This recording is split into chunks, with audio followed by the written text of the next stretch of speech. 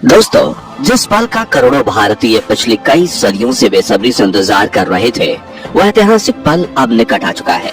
जी हाँ, 24 जनवरी 2024 के दिन भगवान श्री राम की नगरी अयोध्या में राम जन्मभूमि मंदिर का उद्घाटन होने वाला है। लेकिन क्या आप जानते हैं, अयोध्या के इस पावन भूमि को लेकर सन 1528 में शुरू हुआ ये सांप्रदायिक विवाद 2020 तक चला था। अपनी ही जन्मभूमि पर विराजमान होने के लिए प्रभु श्री राम को 492 सालों तक इंतजार करना पड़ा था। इतना ही नहीं, कोर्ट में यह विवाद 134 सालों तक चला था। इसके लिए 10 लाख से ज्यादा पन्ने स्कैन करने पड़े थे।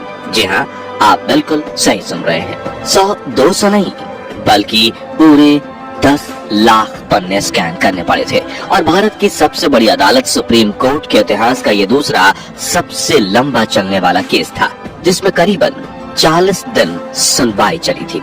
तो आज हम राम मंदिर के इसी चुनौती से भरे इतिहास पर एक नजर डालेंगे और भगवान श्री राम के जन्म, उनके सुपुत्र कुश द्वारा बनाए गए पहले राम जन्मभूमि मंदिर, सूर्य वंश की 44 पीढ़ियों तक चले इस मंदिर की भव्यता और मुगलों द्वारा मंदिर को नष्ट करने की पहली कोशिश से लेकर बाबरी मस्जिद के विवाद की शुरुआत तक हर पहलू से जुड़े फैक्ट्स आपके सामने रखेंगे।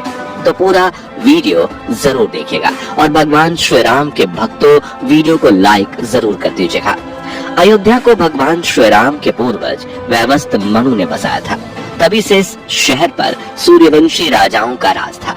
यहीं पर राजा दशरथ के महल में प्रभु श्री राम का जन्म हुआ था। उस वक्त अयोध्या नगरी इतनी सुंदर हुआ करती थी कि इसकी तुलना स्वर्ग से की जाती थी। मगर प्रभु श्री राम के जल समाधि के बाद अयोध्या बिखर गई थी। लेकिन उनकी जन्मभूमि पर बना महल बिल्कुल वैसे का वैसा ही था, जिसके बाद श्री राम के बेटे कुश ने अयोध्या के राजभवन का फिर से निर्माण करवाया था और साथ ही कई मंदिर भी बनवाए थे, जिनमें से एक प्रभु श्री राम का जन्मभूमि मंदिर भी था। जिसके बाद सूर्यवंशी की अगली 44 पीढ़ियों ने अयोध्या नगरी पर राज किया। इस दौरान अयोध्या नगरी सुखी और संपन्न थी। मगर फिर आया महाभारत का दौर और विश्व के इस सबसे विशाल युद्ध में सूर्यवंश की आखिरी राजा महाराजा बृहदबल की मृत्यु जंग के दौरान अभिमन्यु के हाथ हुई थी। जिसके बाद अयोध्या का बुरा दौर शुरू हुआ और राजभवन के साथ प्रभु श्री राम की जन्मभूमि मंदिर भी जर्जर होने लगी। मगर ईसा के करीब 100 वर्ष पूर्व उज्जैन के चक्रवर्ती सम्राट विक्रमादित्य अयोध्या पहुंचते हैं और सरयू नदी के किनारे एक पेड़ के नीचे विश्राम करने बैठते हैं। उस वक्त अयोध्या में सिर्फ घना जंगल था, मगर विक्रमादित्य को वहां दिव्य शक्ति महसूस होती है और वो आसपास के संतों से इस इलाके के बारे में पूछते हैं।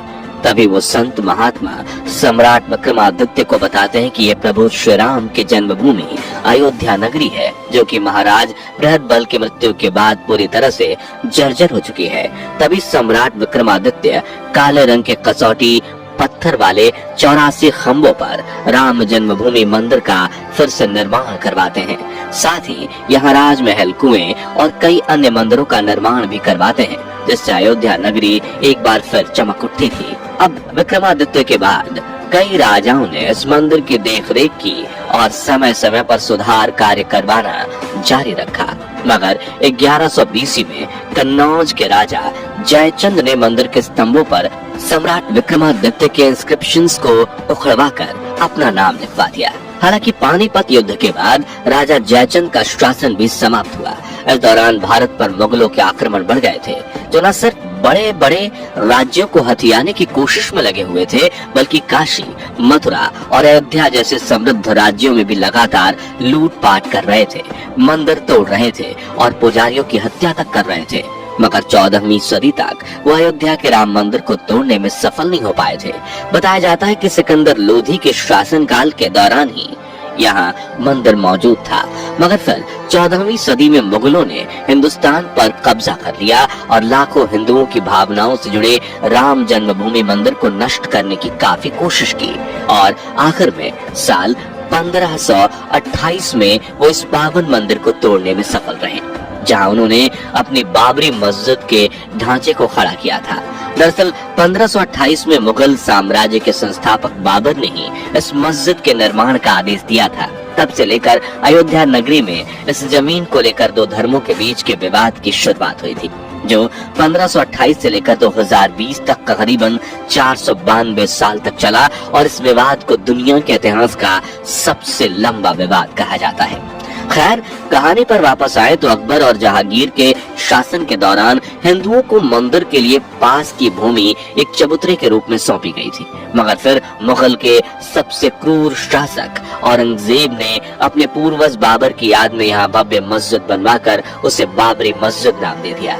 लेकिन हिंदू धर्म के मुताबिक बाबरी मस्जिद के इन तीनों गुंबजों के नीचे ही भगवान श्री राम की जन्मभूमि थी और मुगलों का यहाँ मस्जिद बनाना एक अपराध था। इसी वजह से साल 1853 में इस भूमि को लेकर पहला सांप्रदायिक दंगा शुरू हुआ, जिसे रोकने के लिए उस वक्त भारत को अपने कब्जे में करने की कोशिश में लगी ब्रिटिश गवर्नमेंट बीच में आती है और ब्रिटिशर्स कहते हैं कि इस भूमि को 2 हिस्सों में विभाजित करते हैं, जिसमें मस्जिद के अंदर के हिस्से को मुसलमान और बाहर के चबूतरे के हिंदू इस्तेमाल कर लेंगे। इस तरह 1859 में ये मामला बाहरी रूप से शांत हुआ, लेकिन अंदरूनी रूप से लोगों में अब भी गुस्सा था, जिसके बाद 1885 में पहली बार ये मामला अदालत पहुंचता है, जब महंत रघुवीर दास चबूतरे में पूजा निर्माण के लिए मंदिर बनाने की मांग करते हैं, लेकिन उनकी मांग खारिज कर दी जाती है और अपनी ताकत के बल पर अंग्रेज इस मुद्दे को शांत करवा देते हैं। खैर, 1947 में भारत को अंग्रेजों की हुकूमत से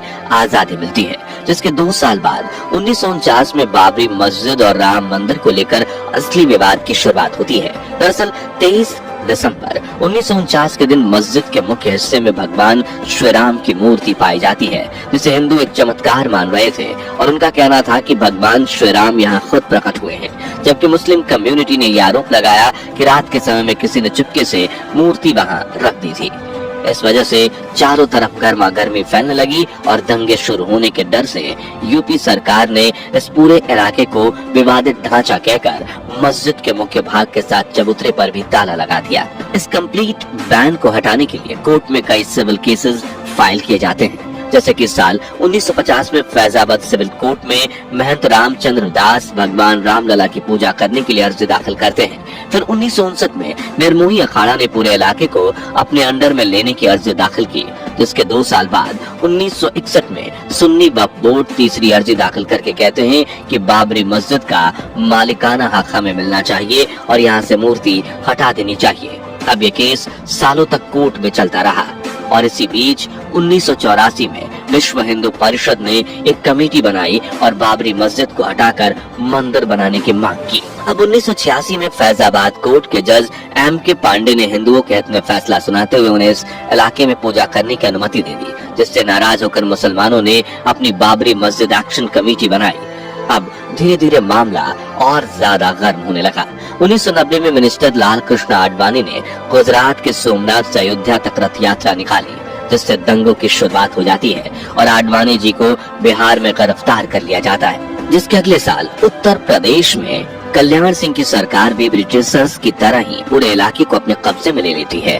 फिर आता है 6 दिसंबर 1992 का दिन, जब वीएचपी और शिवसेना समेत दूसरे संगठनों के लाखों कार्यकर्ता अयोध्या पहुंचते हैं और बाबरी मस्जिद के विवादित ढांचे को गिरा देते हैं, जिससे देश भर में सांप्रदायिक दंगे भड़क जाते हैं और 2000 से ज्यादा लोग भी मारे जाते हैं। इसी बीच जन्मभूमि के पास जो टेम्पररी मंदिर बनाया गया था, आचार्य सत्येंद्र दास को वहाँ के प्रधान पुजारी के रूप में नियुक्त कर लिया जाता है, जो पिछले 30 सालों से रामलला की सेवा कर रहे हैं और नए राम मंदिर के मुख्य पुजारी भी सत्येंद्र दास ही बनने वाले हैं। साल 2002 में केंद्र में आती है बीजेपी सरकार और प्राइम मिनिस्टर अटल बिहारी वाजपेयी इस मुद्दे को सुलझाने पर जोर देते हैं, जिसके लिए अप्रैल 2002 में इलाहाबाद हाई कोर्ट में 3 जजेस की एक बेंच बनाई जाती है, जो आर्कियोलॉजिकल सर्वे ऑफ इंडिया को इलाके की खुदाई करके एक रिपोर्ट देने को कहती है, जिस रिपोर्ट में ये बात साफ साफ जाहिर होती है कि 12वीं सदी में यहाँ एक मंदिर जरूर मौजूद था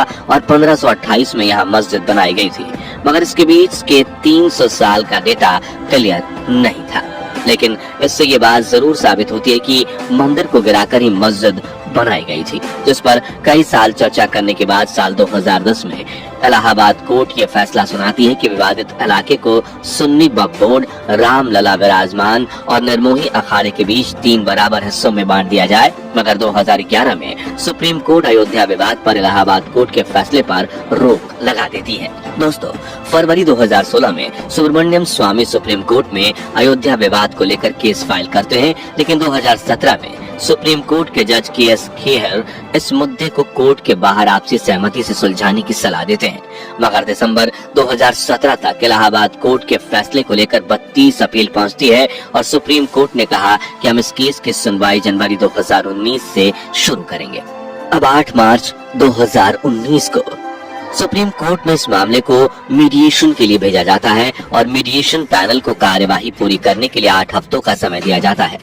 मई 2019 में मीडिएशन पैनल अपनी फाइनल रिपोर्ट कोर्ट में जमा करती है, जिसके बाद 6 अगस्त 2019 से सुप्रीम कोर्ट में अयोध्या मामले की रोजाना सुनवाई शुरू होती है, जो कि करीब 40 दिन तक चलकर 16 अक्टूबर 2019 को पूरी होती है और अयोध्या मामले में सुप्रीम कोर्ट अपने मामले को सुरक्षित रखती है।